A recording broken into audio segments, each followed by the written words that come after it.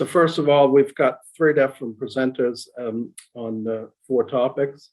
The first question, which is an obvious question, is what just happened? I think some of us are still trying to process that question, and we'll try to give you a very basic summary of that. We'll talk about the promise of new retail in fighting inflation. Some of the tools and principles will be addressed by my colleague, Ethan Sinick. And then Bernhard Wessels is going to talk about focus areas for this year and potentially going into next year.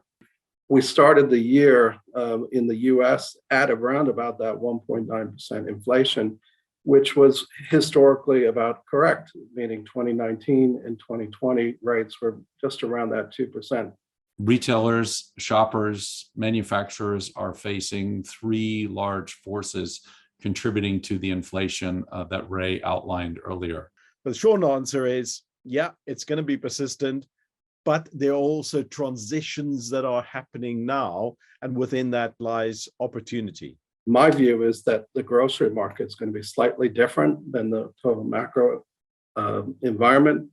And the reason for that is we're already seeing signs that retailers are struggling to raise, grow volumes faster than inflation.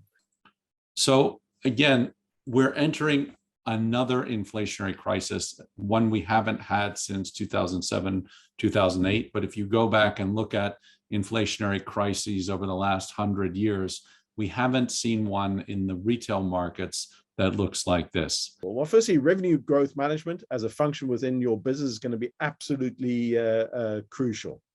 Retailers will seek to power up their profitability. So they would want to capture as much of that value that's been created through cross-price increases for themselves.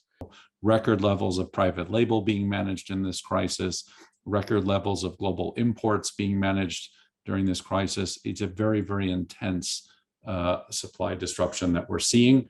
And the best characterization that I've seen of this, which you'll frequently hear over the last 2 years, is that we've moved from a period of just in time to just in case.